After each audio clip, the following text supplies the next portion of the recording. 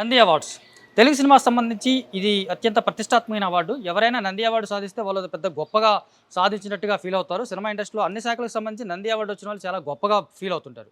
కాకపోతే ఈ అవార్డ్స్ తెలంగాణ వచ్చిన తర్వాత ఆగిపోయాయి. ఆ తర్వాత చంద్రబాబు నాయుడు కొన్ని ప్రకటించిన తర్వాత అవి ప్రధానం జరగలేదు. అవార్డ్స్ ప్రకటించారు తప్ప అవార్డ్స్ ప్రధానోత్సవం అయితే జరగలేదు. ఆ తర్వాత అప్పుడు ఆ టైంలో పెద్ద కాంట్రవర్సీ కూడా అయింది. ఈ మొత్తంగా చూసుకుంటే ఇప్పుడు నంది అవార్డ్స్ సంబంధించి చాలామంది అటు తెలంగాణ వచ్చిన తర్వాత సినిమా ఇండస్ట్రీ నుంచి ముఖ్యమంత్రులు కలుస్తున్నారు. అటు కేసీఆర్ని కలిసారు గతంలో. ఇప్పుడు రీసెంట్గా రేవంత్ రెడ్డిని కలిసిన తర్వాత కూడా మళ్ళీ సినిమా వాళ్ళకి ప్రభుత్వం తరపున ఏదైనా అవార్డులు ఇవ్వండి అని చెప్పి ప్రతిసారి కోరుతూనే ఉన్నారు.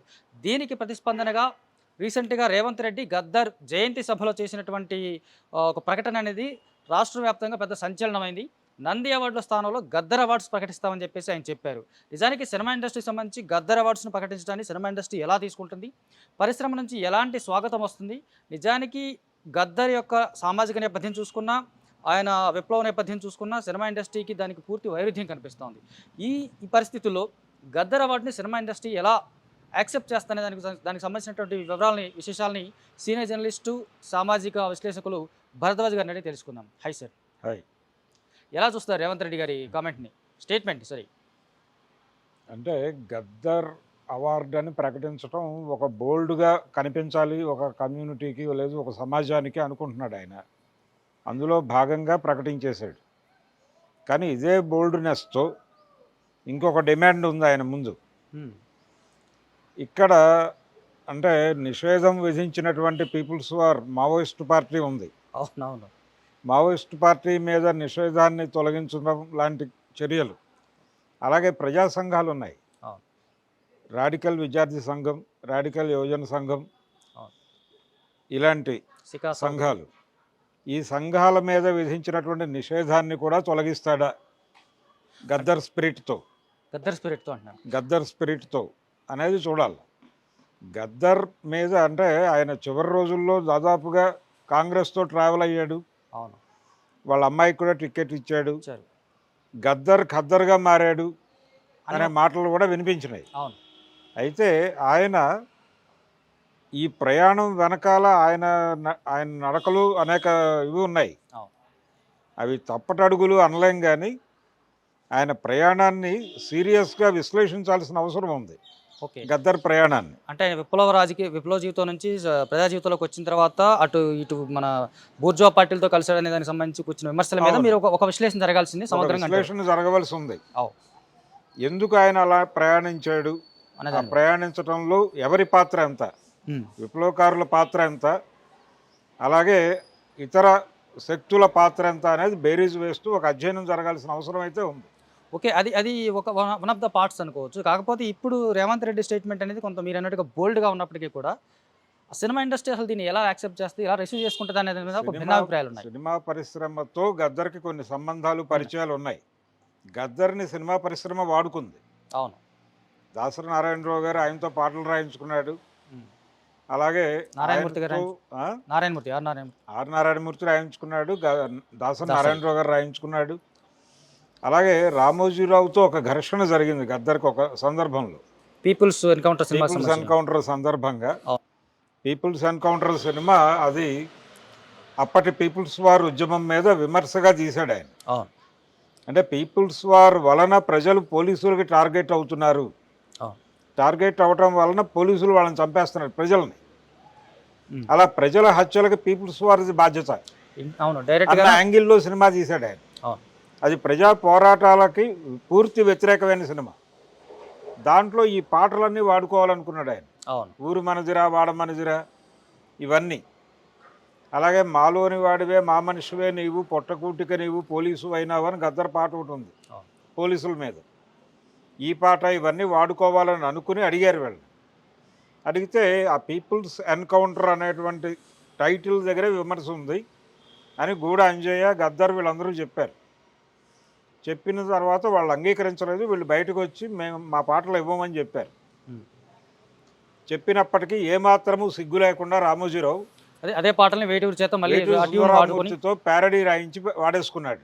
అయితే ఈ గందరగోళం ఉంది. ఇండస్ట్రీతో గద్దర్కి సినిమాలతో పరిచయం ఉంది. గద్దర్ మొదటిసారి కనిపించింది మా భూమి సినిమాలో. మా భూమి సినిమా వెనకాల ఉన్నది ఆర్ట్ లవర్స్ నరసింహరావే. అలాగే రాడికల్ విద్యార్థి సంఘంలో అనంతపురం యూనివర్సిటీలో ఉన్నటువంటి రవీంద్రనాథ్, గుళ్ళపల్లి రవీంద్రనాథ్ ఆయన ప్రొడ్యూసర్. ఆయన ప్రొడ్యూసర్. ఆయన అలాగే నరసింహరావు ఇద్దరు ప్రొడ్యూసర్లే. మృణాల్ సేన్ దగ్గర అసిస్టెంట్గా ఉన్నటువంటి గౌతమ్ ఘోష్ని తీసుకొచ్చి ఆ సినిమా తీయించారు. అది అయిపోయిన తర్వాత వాళ్ళే నిర్మాతలుగా వ్యవహరించిన రంగుల కళ్ళలో పాటలు పాడాడు. అంతవరకే. అయితే సినిమా వాళ్ళతో సంబంధాలు ఎందుకు గద్దర్కి వచ్చినాయి, సినిమా వాళ్ళు గద్దర్ చుట్టూ ఎందుకు తిరిగారు అంటే, సినిమా అనేది కమర్షియల్ ఆర్ట్ అనుకుంటాం మనం. అవును. అలా సినిమా వాళ్ళు విప్లవ రాజకీయాలని కూడా సొమ్ము చేసుకునే ప్రయత్నం చేశారు. అవును.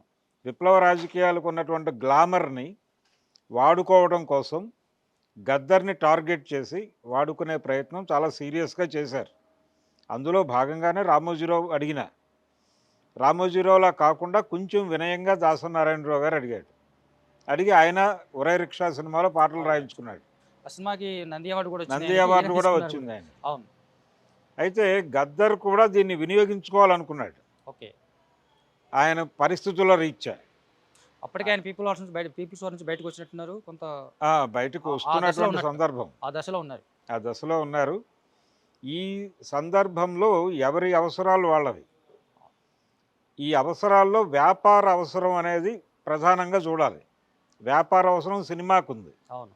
సినిమా వాళ్ళు గద్దర్ని అప్రోచ్ అయ్యారు, గద్దర్ని ట్రాప్ చేశారు, గద్దర్ని వాడుకున్నారు. గద్దరు నేను సినిమాల కోసం పనిచేశాను కదా, అందుకని నాకు ఆ బ్రహ్మానందరే ప్రభాకర్ రెడ్డి చిత్రపూర్ కాలనీలో ఇల్లు కావాలని అడిగాడు అనే దాన్ని ఇష్యూ చేశారు. అయితే ఇప్పుడు మీరు ఒక మాట అన్నారు, అది చాలా పెద్ద డైలాగ్ కూడా. యాక్చువల్గా గద్దర్ని సినిమాలో ట్రాప్ చేశారు అన్నారు, కానీ ట్రాప్లో పడేంత అమాయకుడేం కాదు కదా ఆయన. అప్పటికే ఒక పెద్ద వాళ్ళు ట్రాప్ వేశారు. ఈయనకి అప్పటికి అవసరం ఉంది అంటున్నారు. ఈయన కూడా వెళ్ళాడు, వినియోగించుకునే ప్రయత్నం చేశాడు ఆయన. ఓకే. ఈయన వెళ్ళాడు, ఈయనకి తెలుసు వాళ్ళు ఏమిటో, వాళ్ళు ఎందుకు తనకి ట్రాప్ వేస్తున్నారో కూడా తెలుసు. తెలిసి ట్రాప్లో పడ్డారంటారు. ట్రాప్లో పడలేదు ఈయన, వాళ్ళు ట్రాప్ వేశారు అంతవరకే. ఈయన వెళ్ళాడు. ఓకే. ఈయన వెళ్ళి వాళ్ళతో పనిచేశాడు అంతవరకే, సహకరించాడు ఒక రకంగా వాళ్ళకి. అవును. ఆ సహకరించేటప్పుడు కూడా తన లిమిట్స్ తనకు తెలుసు. తను ఉద్యోగం చేస్తున్నట్టుగా మాత్రమే భావించాడు, అక్కడ విప్లవం చేస్తున్నట్టుగా భావించలేదు. సరే, ఆ టైంలో గద్దర్ మీద కొన్ని విమర్శలు వచ్చాయి. ఈయన కొంచెం కమర్షియల్ యాంగిల్లో వెళ్ళిపోతున్నాడు, కాలాన్ని మనకి మామూలుగా విప్లవ సాహిత్యం అంటే ప్రజా సాహిత్యంగానే భావిస్తున్నాడు, దీన్ని తీసుకెళ్లి సినిమాలో అమ్ముకుంటున్నాడు అని కొన్ని విమర్శలు వచ్చినాయి. అదొక యాంగిల్ అది కంప్లీట్గా. అయితే ఇప్పుడు మనకి రేవంత్ రెడ్డి స్టేట్మెంట్ చూస్తే కనుక అది పొలిటికల్ మైలేజ్ కోసం ఇచ్చిన స్టేట్మెంట్ లాగా కొంతమంది చూస్తూ ఉన్నారు. నెక్స్ట్ ప్రధానంగా వినిపించేది ఏంటంటే, నంది అవార్డ్స్ అనగానే ఎంత చూసుకున్నా సరే, ఎలా చూసుకున్నా సరే, తెలుగు ఇండస్ట్రీలో ప్రధానంగా వినిపించేది ఏంటంటే ఇది కమ్మ సామాజిక వర్గానికి ఎక్కువగా వచ్చేటువంటి అవార్డ్స్, వీళ్ళు మాత్రమే తీసుకుంటారు. లాస్ట్ టైం మనకి ఆ అవార్డ్స్ ఇచ్చిన గొడవలు కూడా ఈ సామాజిక వర్గం నేపథ్యంలోనే కొన్ని ఇష్యూస్ జరిగినాయి. లాస్ట్ 2016-17లో చంద్రబాబు నాయుడు అనౌన్స్ చేసినప్పుడు కూడా. అయితే గద్దర్ సామాజిక నేపథ్యం చూసుకుంటే అతను ఒక దళితుడి పేరు మీద ఇచ్చే అవార్డుని కమ్మ సామాజిక వర్గం లేదా ఓసీ సామాజిక వర్గం ఎక్కువగా ఉన్నటువంటి ఇండస్ట్రీ వాళ్ళు తీసుకోవడానికి యాక్సెప్ట్ చేస్తారంటారా? గద్దర్నే యాక్సెప్ట్ చేసినప్పుడు గద్దర్ అవార్డుని ఎందుకు మీరు గద్దర్ని వాడుకున్నారంటున్నారు, వాడుకోవడం వేరు, యాక్సెప్ట్ చేయడం వేరు. అంటే ఒక్కటండి, ఇక్కడ ఉపయోగపడుతుంది అనుకుంటే ఎటువంటి ఇబ్బందులు లేకుండా వాళ్ళు ముందుకు వస్తారు. ఓకే.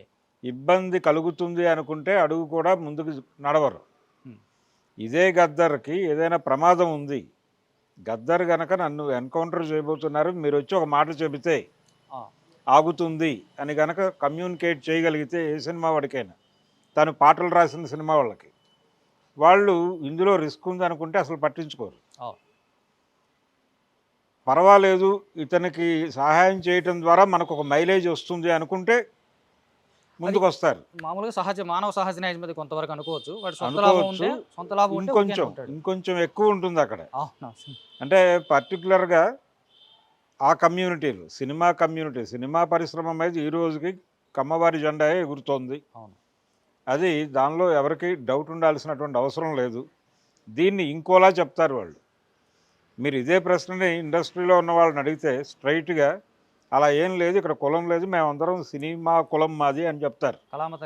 కళామతల్లి ముద్దుబిడ్డలు అని చెప్తారు. కానీ ఇంకొకలా అడిగితే కరెక్ట్ సమాధానం వస్తుంది. అంటే వైసీపీ వైపు మొగ్గుతుందా ఇండస్ట్రీ, టీడీపీ వైపు మొగ్గుతుందా అనే యాంగిల్ నుంచి ఒక ఆన్సర్ వస్తుంది అని అడిగితే టీడీపీ వైపు అని సమాధానం వస్తుంది. ఓకే. మరి ఇదే ప్రశ్న ఇందాక మేము ఇంకోలా అడిగితే ఇలా చెప్పారేమిటి మీరు అంటే మాట్లాడరు. అయితే ప్రధానంగా చూసుకుంటే ఇప్పుడు మనకు మామూలుగా ఈ రేవంత్ రెడ్డి స్టేట్మెంట్ తర్వాత ఇండస్ట్రీ నుంచి ఇప్పుడు ఒక్కరు కూడా రెస్పాండ్ అవ్వలేదు. అంటే గద్దర్ పేరు మీదగా ఇచ్చే అవార్డ్స్ని మేము స్వాగతిస్తున్నామని కానీ, లేదా ఈ అవార్డ్స్ని మేము యాక్సెప్ట్ చేస్తున్నాం అనేటువంటి ఒక్క రకమైన ఒక చిన్న స్టేట్మెంట్ కూడా అటు కాంగ్రెస్ పార్టీకి అనుకూలంగా ఉన్న వాళ్ళ దగ్గర నుంచి కూడా రాలేదు. దీన్ని ఎలా చూడాలంటారు? ఇప్పుడు ఇండస్ట్రీ ఎటువైపు ఉంది, ఎవరు మాట్లాడాలి, ఈ గందరగోళం అంతా ఉంది. ముందైతే స్వాగతిస్తున్నాం అనే ప్రకటన రావాలి. అవును. ఒక చొరవ చూపించాడు ఆయన. అయితే జీవో అధికారికంగా వచ్చిన తర్వాత స్పందిద్దామనే మూమెంట్లో ఉండుంటారు వాళ్ళు. ఓకే.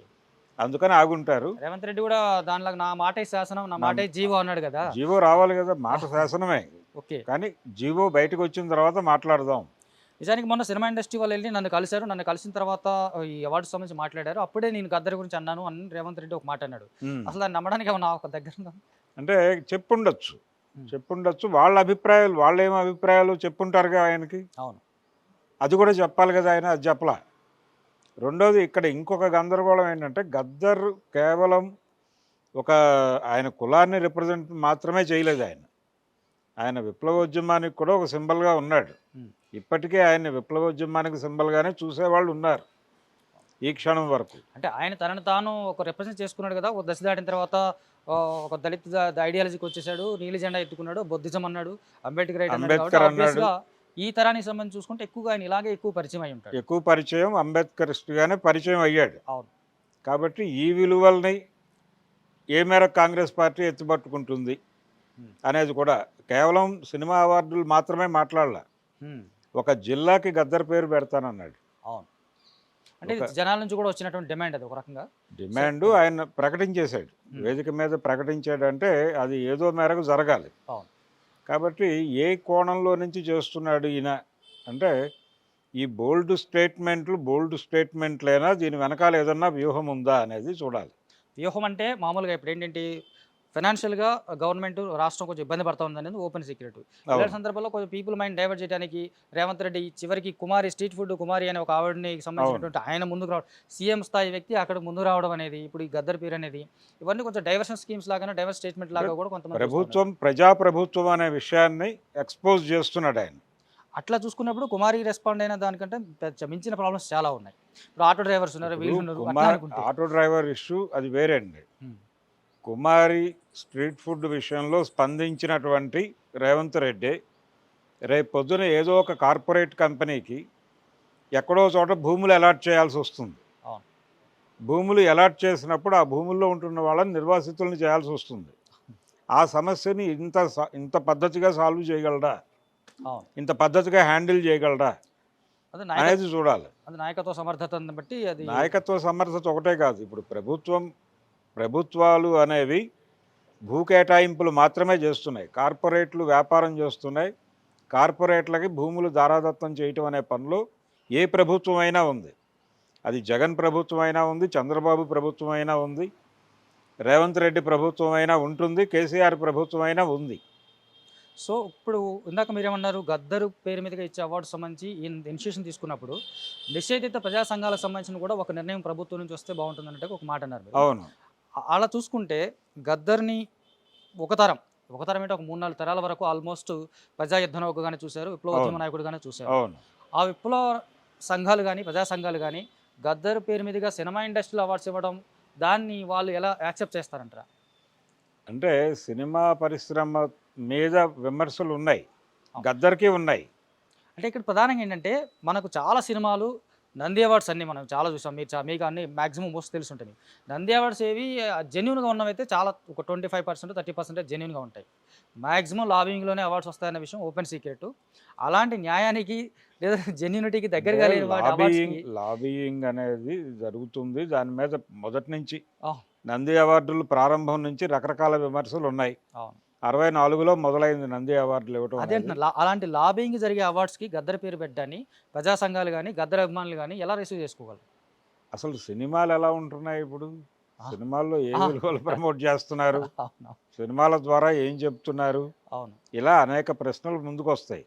ఏ తరహా సినిమాలకు మీరు గద్దర్ నమ్మిన ఐడియాలజీకి దగ్గరగా ఉండే సినిమాలకు అవార్డులు ఇస్తున్నారా, గద్దరు వ్యతిరేకించిన విలువలు ప్రతిపాదించిన సినిమాలకు అవార్డులు ఇస్తున్నారా అనేది ప్రధానం. రేపు కమర్షియల్గా ఓ పెద్ద హిట్ అయిపోయిన సినిమా ఉంటుంది, ఉదాహరణగా నందమూరి బాలకృష్ణ గారి లెజెండ్కి దానికంటే ఇంకా బ్రహ్మాండంగా బంగారు నంది ఇచ్చారు. అవును. బంగారు నంది ఇచ్చారు, అలాగే శ్రీరామరాజ్యానికి బంగారు నంది ఇచ్చారు. అవును. ఇలాంటి సందర్భాలు రేపు పొద్దున వస్తాయి. గద్దర్ అవార్డు, దానికి బంగారు గద్దర్ అదే అండ్ అవార్డు అంటే ఏంటి పరిస్థితి? Gaddar award goes to Sri Rama Rajyam అంటే కంప్లీట్ కాంట్రాస్ట్. అది ఎలా చూడాలి అది అనేది ఒక ప్రశ్నే. అయితే ఎందుకు ఈ మాట మాట్లాడటం వెనకాల రేవంత్ రెడ్డి వ్యూహం ఏమిటి అనేది చూడాలి. స్ట్రేట్ రేవంత్ రెడ్డి మాత్రమే అని నేను చూడట్లేదు. అది రేవంత్ రెడ్డి అయినా, కేసీఆర్ అయినా, లేకపోతే జగన్మోహన్ రెడ్డి అయినా, చంద్రబాబు నాయుడు అయినా స్ట్రేట్ ఆయన్ని చంపేయాలని కూడా స్ట్రేట్ ప్రయత్నం చేసిన సందర్భం మనకు తెలుసు. అవును. అలాగే గద్దర్ ఉద్యమంలో ఉన్నప్పుడు ఆయన్ని, ఆయన కుటుంబాన్ని రకరకాల ఇబ్బందులకి గురి చేసిన చరిత్ర కూడా మనందరికీ తెలుసు. ఇవేవి గద్దర్ గురించి మాట్లాడినప్పుడు క్రైటీరియాలో తీసుకురారు. ఈ గందరగోళాలు ఏవి. ఆయన కాంగ్రెస్ టికెట్ ఆశించారని, కాంగ్రెస్ దగ్గరికి వెళ్ళాడని, ఆయన ఖద్దరు అయ్యాడు, ఇలాంటి ప్రాస విమర్శలు చేశారు తప్ప, రెండోది పర్టికులర్గా ఆ సామాజిక వర్గము లేకపోతే ఆ కులము ఎందుకు అలాంటి పరిస్థితి ఉంది. ఒక చిన్న ఇది చెప్తాను నేను. మీరు ఏదైనా సరే దళితవాడల్లోకి వెళ్ళండి, ఏ ఊళ్ళో అయినా సరే, అది తెలంగాణలో కావచ్చు, ఆంధ్రాలో కావచ్చు. నేను ఆంధ్రాలో ఎక్కువ చూసా. ఆంధ్రాలో ఏ పల్లెకైనా వెళ్ళండి, ఆ పల్లెలో కాంగ్రెస్ దిమ్మలు ఉంటాయి. పర్టికులర్గా మాలపల్లెల్లోనూ, మాదిగగూడెల్లోనూ కాంగ్రెస్ దిమ్మలు, తెలుగుదేశం దిమ్మలు ఉంటాయి. కమ్యూనిస్ట్ దిమ్మలు కనిపించవు, చాలా తక్కువ. కానీ ఊళ్ళో అదే కాంగ్రెస్ దిమ్మలు, అదే తెలుగుదేశం దిమ్మలు ఉన్నటువంటి మాదిగగూడెం, మాలపల్లి ఉన్నటువంటి ఊళ్ళోనే అగ్రకులాలు ఉండే చోట కమ్యూనిస్టు స్తూపాలు ఉంటాయి, కమ్యూనిస్ట్ జెండాలు ఉంటాయి. ఇది ఒక వైరుధ్యమే. దీన్ని ఎలా చూడాలి అనే దానిలో ఇప్పటికీ గందరగోళం ఉంది. ఎందుకు వాళ్ళు అవి పెట్టుకుంటున్నారంటే, వాళ్ళు ఏదో ఒకటి వాళ్ళ జీవనోపాధికి కావాలి, బతకటానికి ఇమ్మీడియట్గా ఏదో ఒకటి దొరుకుతుంది అక్కడ. దీర్ఘకాలిక సాయుధ రైతాంగ పోరాటం ఇది.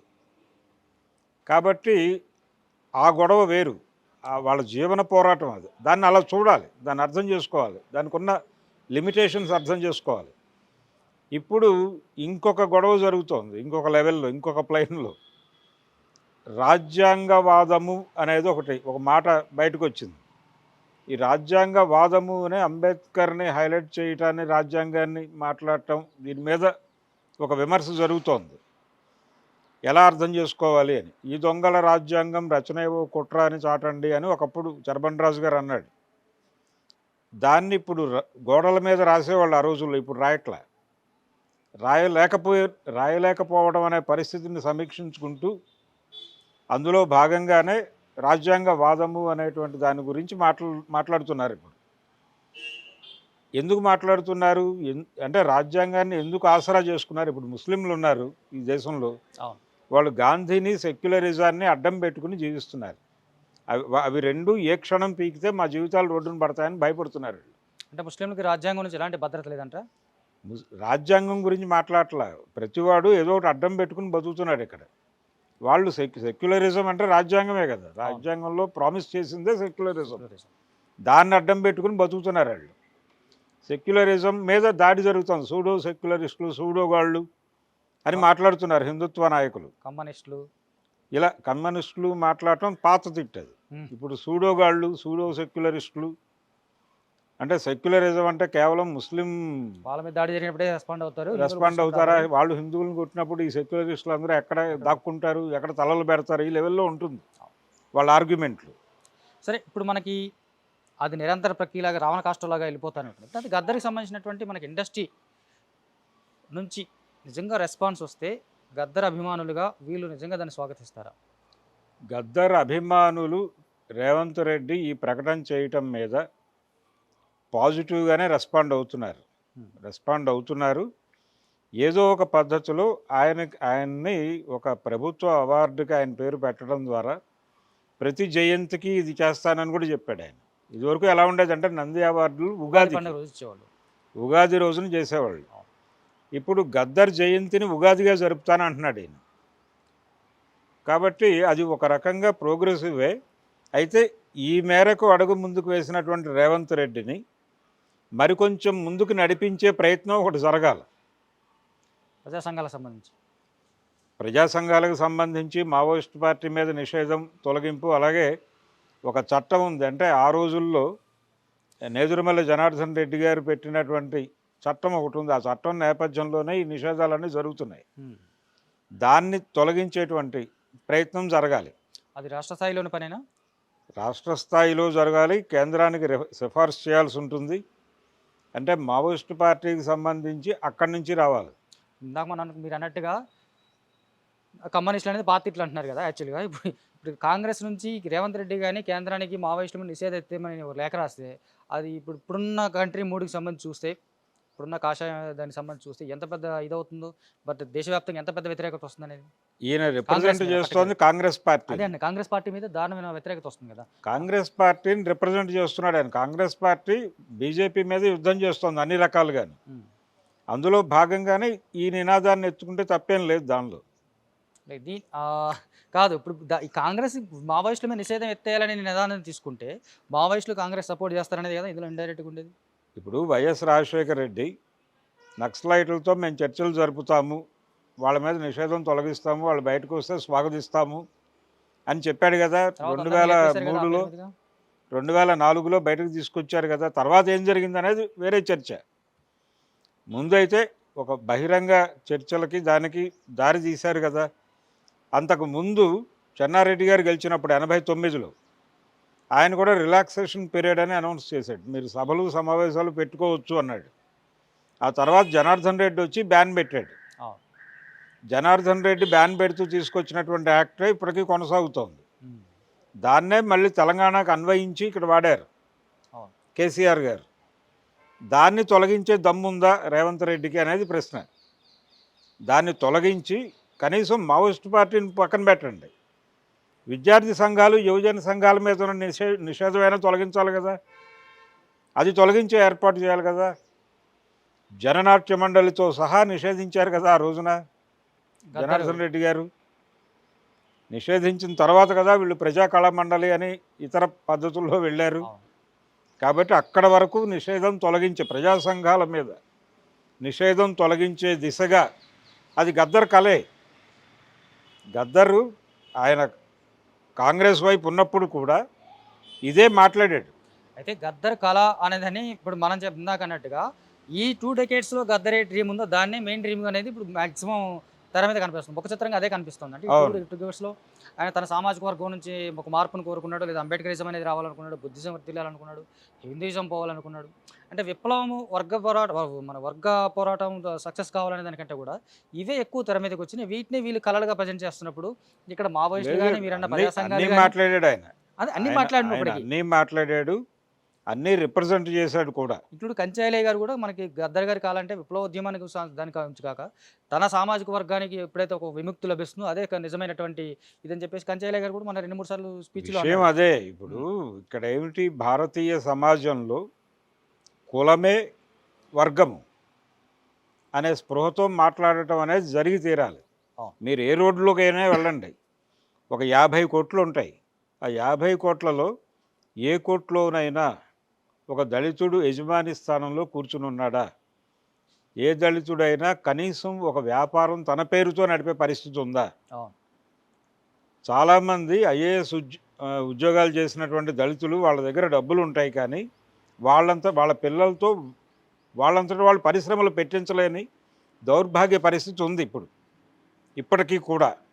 వీళ్ళు ఏ కమ్మ సామాజిక వర్గానికి చెందినవాడో, రెడ్డి సామాజిక వర్గానికి చెందినవాడికో, రెడ్డి కులానికో కమ్మ కులానికో చెందిన పెట్టుబడిదారుల దగ్గర ఈ డబ్బులు పెట్టి వాళ్ళ వ్యాపారాల్లో వీళ్ళు కూడా భాగస్వాములు అవుతున్నారు తప్ప. ఇప్పుడు సుజనా చౌదరి ఉన్నాడు, ఆయన రకరకాల చోట్ల పెట్టినటువంటి పెట్టుబడుల్లో ఒక ఐఏఎస్ ఆఫీసర్ గారి కొడుకు పెట్టుబడులు ఉన్నాయి. ఒక దళిత ఐఏఎస్ అధికారి కొడుకు అక్కడ డబ్బులు పెట్టి, అంతే తప్ప అధికారి సొంతంగా కొడుకు సొంతంగా వ్యాపారం చేయడానికి లేదు ఇక్కడ పరిస్థితి. అంతకంటే ఇక్కడ కుల సమాజం ఉందని చెప్పడానికి పెద్ద ఉదాహరణలు ఏమి అక్కర్లా.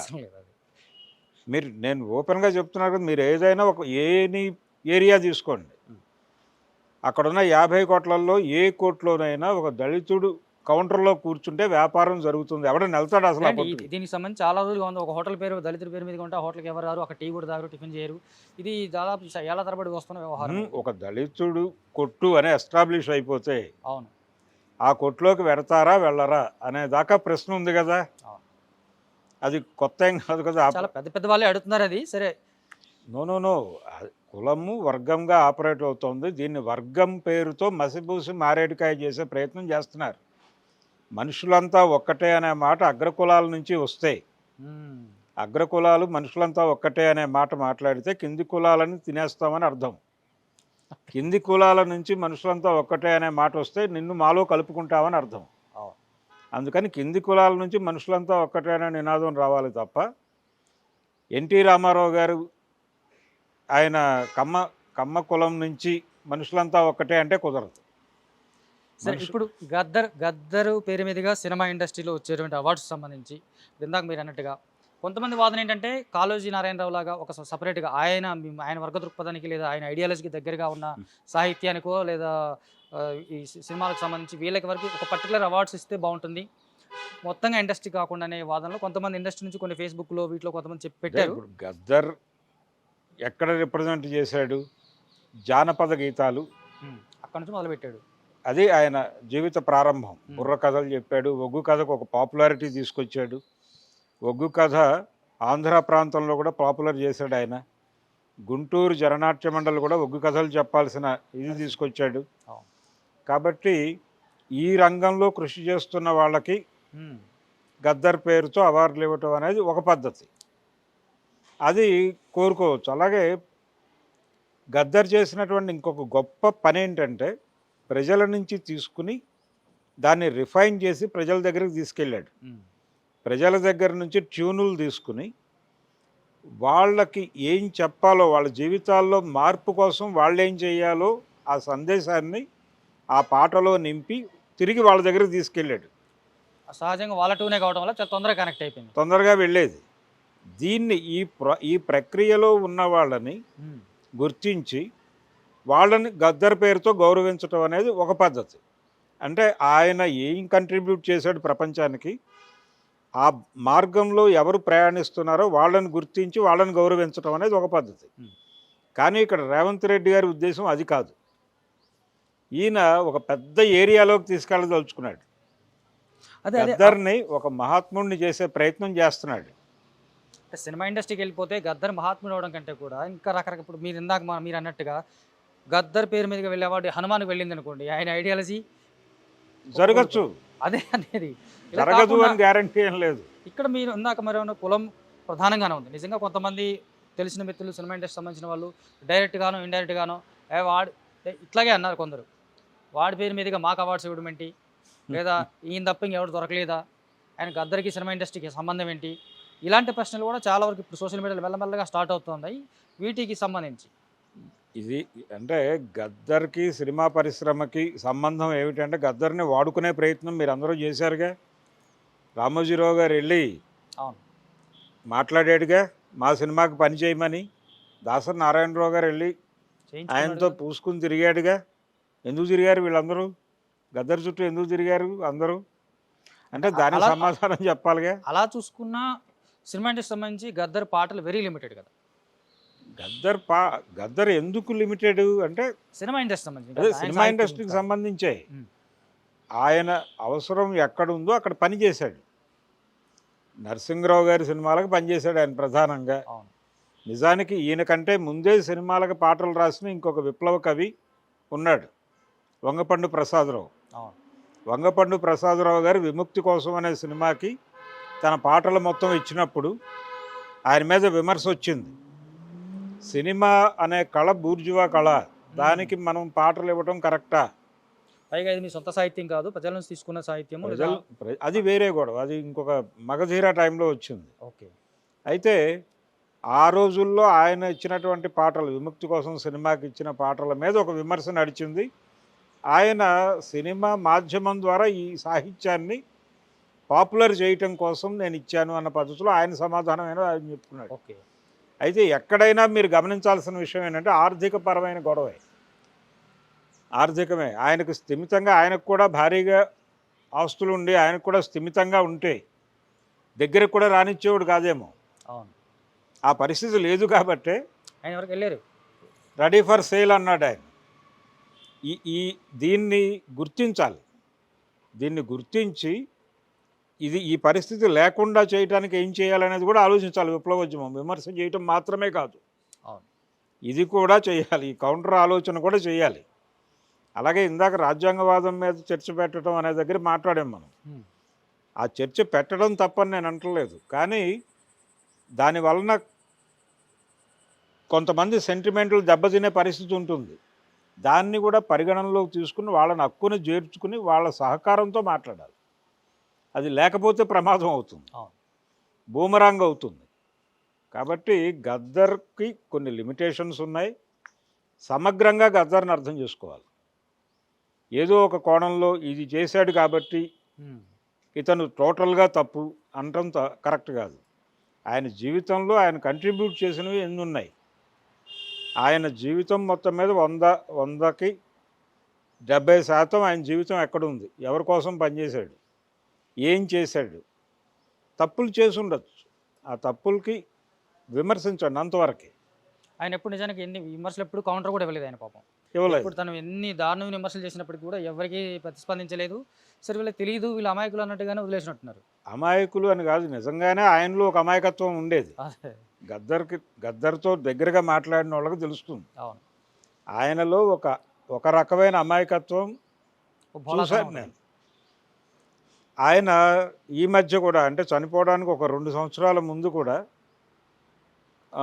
ప్రజలకి ఉపయోగకరమైనటువంటి కంటెంట్ని ప్రజల నుంచే తీసుకుని ఒక యూట్యూబ్ ఛానల్ నడపచ్చు కదా అని ఒక ప్రతిపాదనతో వచ్చాడు. ఓకే. వచ్చినప్పుడు ఆ రోజుల్లో స్వచ్ఛందంగా వచ్చి పాటలు పాడేవాళ్ళు కదా జన్నాట్య మండలిలో. అలాగే మనం పిలిచి అలా చేద్దాం, ఆ మోడల్లోకి వెళ్ళిపోతున్నాడు ఆయన. మనం మార్కెట్ ఎకానమీలో ఉన్నాం, ఇప్పుడు అలా రారు ఎవరు స్వచ్ఛందంగా. ఆ రోజుల్లో మీరు వెళ్ళి పనిచేశారు, అలా లేదు ప్రపంచం ఇప్పుడు అని చెప్తే అర్థం కాలే ఆయనకి. నిజానికి ఆయన కూడా అలా లేడు, కానీ ఆయనకు అర్థం కావట్లేదు. అప్పటికే ఆయన కూడా అలా లేడు, ఆయన కూడా అలాంటి విచిత్రమైనటువంటి పరిస్థితిలో ఉండేవాడు ఆయన. ఆ గందరగోళంలోనే కాంగ్రెస్ పార్టీకి దగ్గరయ్యాడు ఆయన. అంటే ఉన్న పార్టీల్లో ఆయన ప్రజా జీవితంలోకి రావడానికి ఉన్న పరిస్థితుల్లో కాంగ్రెస్ బెటర్ అనుకున్నాడు. ఇప్పుడు మనకి ఒకసారి ఒక రకంగా చూసుకుంటే రేవంత్ రెడ్డి స్టేట్మెంట్ అనేది ఎట్లా చూసుకున్నా కొంత ఇండస్ట్రీ నుంచి కూడా ఎవరు ఎక్స్పెక్ట్ చేసినట్టుగా లేరు అనేది మనకు అర్థమవుతుంది. ఒకటి గద్దర్ అవార్డుల మీద సరైన స్పందన రాకపోతే పరిశ్రమ నుంచి ఇది ఖచ్చితంగా అగ్రకులాలకి గద్దర్ మీద ఉన్నటువంటి అభిప్రాయ ప్రకటనగానే చూడాలి. ఓకే. అయితే ఇక్కడ ఇంకోటి కూడా ఉంది, అంటే ఇక్కడ పొలిటికల్ మైలేజ్ కోసం రేవంత్ రెడ్డి కొన్నాళ్ళుగా చూస్తూ ఉంటే ఆయన ఎలక్షన్ టైంలో చేసిన స్పీచ్లు కానీ ఆ తర్వాత స్పీచ్లు కానీ కొన్ని చూసుకుంటే గద్దర్ని అనివార్యంగా మీదకెత్తుకున్నాడు లేదా అవసరం కోసం మీదకెత్తుకున్నట్టుగా కనిపిస్తుంది. ఎందుకంటే మన గద్దర్ గారు చనిపోయినప్పుడు చాలామంది విమర్శన చేసిందంటే ఆయన ప్రభుత్వ లాంఛనాలతో సాగనంపడం వల్ల జరిగిన గందరగోళం, మళ్ళీ ఆయన చనిపోయినప్పుడు కూడా కేసీఆర్ అవమానించాడు, అప్పుడు అవమానించాడు, చనిపోయిన తర్వాత కూడా అవమానించాడు అని ఒక వాదన వచ్చింది. దాన్ని పాజిటివ్గా తను తీసుకోవడం కోసమే ఇలాంటివి చేస్తున్నాడు అని చెప్పేసి కూడా ఒక కౌంటర్ ఉంది. అంటే ప్రభుత్వ లాంఛనాలతో చేయటం ద్వారా దాన్ని తన ప్రయోజనాలకు వినియోగించుకోవాలనుకున్నాడు ఆయన. అయితే ఆ క్రమంలో జరిగిన గందరగోళం, జహీర్ అలీ ఖాన్ చనిపోవటం ఇలాంటివి కొన్ని నెగిటివ్ ఇంపాక్ట్ని తీసుకొచ్చినాయి. అవును, అది వేరే వ్యవహారం. కానీ తన ఉద్దేశం కూడా గద్దర్ మరణాన్ని పొలిటికల్గా వినియోగించుకోవటమే. అవును. ఇప్పుడు రేవంత్ రెడ్డి వ్యూహం కూడా అదే అంటున్నాను నేను. దీంట్లో అంటే ఆ పొలిటికల్ వ్యూహాలు అనేవి నిజాయితీకి నిబద్ధతకి చాలా దూరంగా ఉంటాయి. మేము చాలా డెమోక్రటిక్గా ఉంటాము, కంపారిటివ్గా ఇతర పార్టీల కంటే కాంగ్రెస్ పార్టీ చాలా డెమోక్రటిక్గా ఉంటుంది అనేది ఆయన ప్రపంచానికి అర్థం చేయించదలుచుకున్నాడు రేవంత్ రెడ్డి. తద్వారా తనకి మద్దతు కూడగట్టుకునే ప్రయత్నం కూడా ఆయన ఆ ప్రకటన చేయగానే కొన్ని వర్గాల నుంచి ఆబ్వియస్గా ఒక పెద్ద స్పందన వచ్చింది. అది జరిగింది, అది ప్రపంచం అంతా చూసింది. అవును. కాబట్టి ఈ వ్యూహం ఉంటుంది, రాజకీయ వ్యూహం ఉంటుంది. కానీ ప్రభుత్వం నిర్ణయం తీసేసుకుని జీవో వస్తే ఏం మాట్లాడతారు అనేది చూడాలి. అవును. ఇప్పుడు నిజానికి ఇంకొక పేరుతో, శ్రీరాముడి పేరుతో మేము ఇక నుంచి అవార్డులు ఇస్తామని చెప్పుంటే ఈ పాటికి పరిశ్రమలో దేశవ్యాప్తంగా వచ్చేది. దేశవ్యాప్తంగా ఒక అప్రిసియేషన్ వచ్చేది కదా. అద్భుతమైన నిర్ణయం తీసుకున్నారు అని. ఎందుకు రాలేదు గద్దర్ అనగానే? అని. జీవో కోసం ఎందుకు ఎదురు చూస్తోంది పరిశ్రమ? ఇది కూడా గ్యారంటీ లేదు. ఇప్పుడు మనం అనుకోవడమే తప్ప జీవో కోసం ఎదురు చూస్తున్నారని కూడా లేదు. అసలు వాళ్ళు ఏం ఆలోచిస్తున్నారని జీవో వచ్చిన తర్వాత కూడా ఏం మాట్లాడతారో తెలియదు. అదేదండి. ఒక విచిత్రమైన పరిస్థితి ఉంది. వాళ్ళందరూ కూడా ఏమిటిది, ఎలా స్పందించాలి అనేటువంటి ఒక గందరగోళంలో ఉన్నారు. అయితే వీళ్ళకున్న హోప్ ఏంటంటే ఇది తెలంగాణ అవార్డులు. ఇక్కడ ఇంకొక పాయింట్ కూడా ఉందండి యాక్చువల్గా. సినిమాటోగ్రాఫ్ మినిస్టర్ ఉన్నాడు. ఆయనకి సంబంధం లేదు, ఆయన ప్రమేయం లేకుండా అనౌన్స్మెంట్ ఒకటి వచ్చేసింది అవును. ఆయనకి. ఆయన సామాజిక వర్గం కూడా కొంచెం చూసుకుంటే ఇటు వేరుగానే ఉంటుంది. ఆ ఇద్దరి మధ్య ఒక డిఫరెన్స్ వచ్చి ఆ తర్వాత ఈ అవార్డు సంబంధించిన ప్రకటన వెనక్కి అవకాశం ఏమైనా ఉందా? చెప్పలేము. అంటే డిస్కషన్స్ నడుస్తాయి అక్కడ. సీఎం డెసిషనే ఫైనల్ అవుతుంది. సినిమాటోగ్రఫీ మినిస్టరు ఆ ఒపీనియన్స్ చెప్పగలుగుతాడు. ఇండస్ట్రీ మూడ్ ఇలా ఉంది, ఎవరన్నా అదొక ఛానల్ కాబట్టి అక్కడ ఓపెన్ అప్ అవ్వచ్చు. ఇలా ఓపెన్ అవుతున్నారు వాళ్ళు, ఇలాంటి అభిప్రాయాలు ఉన్నాయనే విషయాన్ని ఆయన సీఎం దృష్టికి తీసుకెళ్ళచ్చు. సీఎం దానికి ఎలా రియాక్ట్ అవుతాడనే చూడాలి. సీఎం చెప్పేశాడు, నా మాటే శాసనం అన్నాడు కాబట్టి జరగచ్చు, జరుగుతుంది అనే అనుకుందాం. జీవో వస్తుంది, జీవో వచ్చాకైనా స్వాగతించాలిగా వీళ్ళు. అవును. అయితే నేను అనుకునేది ఏంటంటే ఏపీ గవర్నమెంట్ కూడా రేపు ఏపీలో రాబోయేది మా ప్రభుత్వమే అనుకుంటోంది పరిశ్రమ. అవును, పరిశ్రమ అనుకుంటుంది. ఓకే. కాబట్టి ఇక్కడ గద్దర్ అవార్డులు అన్నారు కాబట్టి అక్కడ ఎన్టీఆర్ అవార్డులను పెట్టచ్చు. ఛాన్స్ కూడా ఉంది, చాలా ఛాన్స్ ఉంది. అంటే మీరు అనేదాన్ని బట్టి చూస్తే ఇప్పుడు అక్కడ తెలుగుదేశం ప్రభుత్వం రాబోతుంది అనేది పరిశ్రమ అనుకుంటుంది. అదే పరిశ్రమ అనుకుంటుంది. పరిశ్రమ టీడీపీ వస్తుంది అని అనుకుంటోంది అనేది చాలా స్పష్టం. అంటే జగన్మోహన్ రెడ్డికి కొంత వ్యతిరేకత ఉంది. కొంత ఏముంది, ఇండస్ట్రీలో చాలా పూర్తిగా వ్యతిరేకత ఉంది. ఏదో అవసరాని కోసం అట్లా కనపడ్డారేమో తప్ప ఇండస్ట్రీ ఓపెన్ అండ్ సపోర్ట్ చేసిన వాళ్ళు ఒకరిద్దరే కదా. తక్కువ. అంటే ఈ మధ్య కాలంలో ఓపెన్గానే మాట్లాడేస్తున్నారు. ఆ మధ్య దాకా కొంచెం వెనకడుగు వేశారు కానీ అవును అయిపోయింది, ఇంకొక అడుగు దూరంలో ఉన్నాం మనం అనే మూడ్లో ఉన్నారు అందరూ. సో రేపు పొద్దున అంటే ఇక్కడ గద్దర్ అవార్డులు అన్నాడు కాబట్టి వ్యక్తి పేరుతో అవార్డు ఇవ్వటం అనేది ఇక్కడ యాక్సెప్టెన్సీ వచ్చింది కాబట్టి అక్కడ మనం ఎన్టీఆర్ అవార్డులు ఇద్దాము అనుకుని ఎన్టీఆర్ అవార్డుల స్వీకరణకు వెళ్ళి గద్దర్ అవార్డుల్ని కాదనకుండా తీసుకుని ఈ పద్ధతిలో వ్యవహరిస్తే ఎలా ఉంటుంది అనే వ్యూహరచన కూడా జరగచ్చు. ఇప్పుడు మనం out of the box question ఒకటి అనుకుంటే కనుక, అంటే అవుట్ ఆఫ్ ది బాక్స్ సంబంధం లేదు, లేదా ఊహాత్మకమైన ప్రశ్న. సపోజ్ తెలంగాణలోనే రేపు ఒక 5 సంవత్సరాల తర్వాత కాంగ్రెస్ గవర్నమెంట్ పడిపోయి మళ్ళీ బీఆర్ఎస్ వస్తే గద్దర్ పేరు మీద అవార్డు కంటిన్యూ చేసే అవకాశం ఉంది. ఇవన్నీ సాఫీగా జరిగితే ఇర్రెలవెంట్. బట్ గద్దర్ పేరుతో అవార్డు ఇవ్వకూడదు అని బీఆర్ఎస్ అనుకోవడానికి ఏముంది? అంత్యక్రియలు వాళ్ళే కదా ప్రభుత్వ లాంఛనాలతో జరిపింది. సరే, ఆ రోజు అవసరం కోసం చేశారు, అవసరం నెరవేరలేదు కాబట్టి ఇంకొక అడుగు ముందుకేసి దీన్ని ఓన్ చేసుకునే ప్రయత్నం చేస్తారు.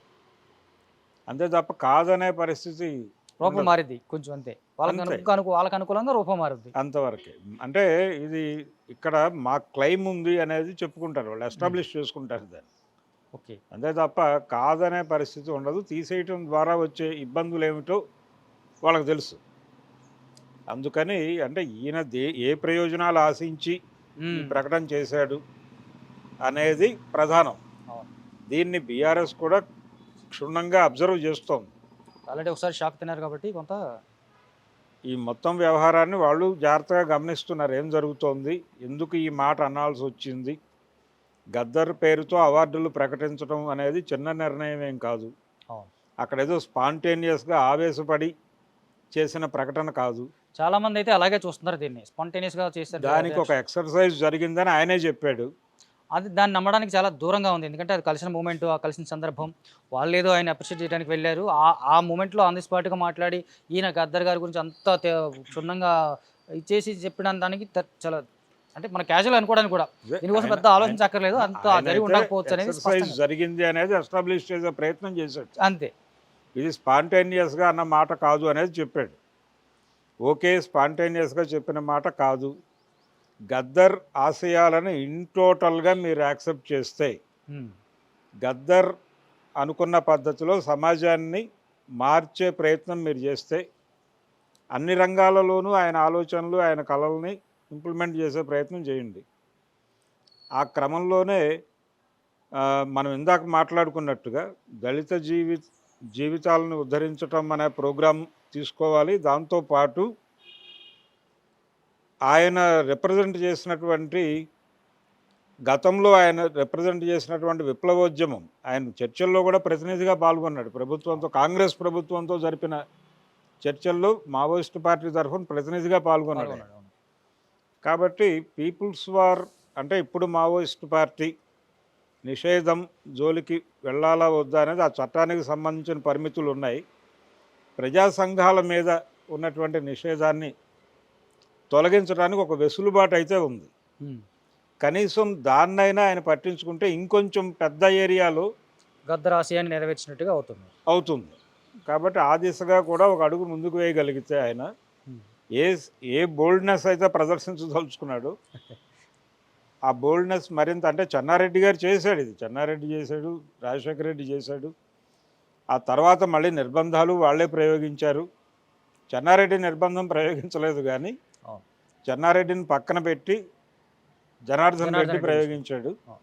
రాజశేఖర రెడ్డి గారు మొదటి రోజే చిత్తశుద్ధి లేదు ఆయనకి. చర్చలు ప్రారంభమైన వెరీ ఫస్ట్ డేనే నాకు ఈ చర్చల పట్ల చిత్తశుద్ధి లేదు అని ఆయనే ప్రకటించుకున్నాడు. ఎందుకంటే పీపుల్స్ వార్ వ్యతిరేకించినటువంటి పులిచెంతల ప్రారంభోత్సవానికి వెళ్ళాడు ఆ రోజే. ఇక్కడ చర్చలు ప్రారంభమైన జానారెడ్డి గారు కూర్చున్నాడు, ఈ నెల అక్కడ శంకుస్థాపనలో పాల్గొన్నాడు. అంటే ఏమిటి, నాకు ఈ వ్యవహారంలో ఎటువంటి సీరియస్నెస్ లేదు అని చెప్పడమే. అలాగే వ్యవహరించాడు ఆయన. ఆ తర్వాత జరిగిన పరిణామాలు కూడా చూసాం. ఏ చిన్న రూట్ల నుంచి అయితే వాళ్ళు బయటకు వచ్చారో అదే ఏరియాలో ఫస్ట్ ఎన్కౌంటర్ జరిగింది. నల్లమలని ఖాళీ చేయించేదాకా ఆయన ఊరుకోలే, వరుస పెట్టి కొట్టుకుంటూ వెళ్ళిపోయారు మాధవ్ ఎన్కౌంటర్ దాకా. కాబట్టి రాజన్న రాజ్యంలో ఇవి కూడా ఉంటాయి. సో ఓవరాల్గా చూసుకుంటే ఇది మనం సరే ప్రస్తుతానికి గద్దరు పేరు మీదుగా పరిశ్రమకి సంబంధించిన అవార్డ్స్ సంబంధించి ఇండస్ట్రీ నుంచి వచ్చే రెస్పాన్స్ని బట్టి దీనికి సంబంధించి ఒక క్లియర్ పిక్చర్ వచ్చే అవకాశం ఉంది. మీరు అన్నట్టుగా రేవంత్ రెడ్డి గద్దరు ఆశయ సాధన అంత పెద్ద పదం ఎత్తుకోకపోయినా కొంచెం ఆయన ఆశయాలకు సంబంధించి ఇంకొంచెం ఒక స్టెప్ తీసుకుంటే బాగుంటుందనేది మ్యాక్సిమం ప్రజా సంఘాల నుంచి, లేదా మీరు కొంతకాలం పాటు అనేక ప్రజా సంఘాలు పనిచేసినారు కాబట్టి మీ నుంచి కూడా ఒక రకంగా మీరు రిప్రజెంటేటివ్ అనుకోవచ్చు ఆ ఐడియాలజీకి, లేదా ఈ కోరికకి మీరు రిప్రజెంటేటివ్ అనుకోవచ్చు. సో ఈ మేరకు గవర్నమెంట్ ఒక స్టెప్ ముందుకు తీసుకోవాలని మనం కూడా కోరుకుంటూ, గద్దర్ పేరు మీదుగా ఇచ్చే అవార్డుల పట్ల సినిమా ఇండస్ట్రీ ఎలా రియాక్ట్ అవుతుందనే దానికోసం వేచి చూద్దాం. ఇది సీనియర్ జర్నలిస్ట్ భరద్వాజ్ గారితో ఈ గద్దర్కి సంబంధించినటువంటి అవార్డు సంబంధించిన విషయం గురించి సంభాషణ. మళ్ళీ మరొక ఇంటర్వ్యూలో మళ్ళీ కలుద్దాం.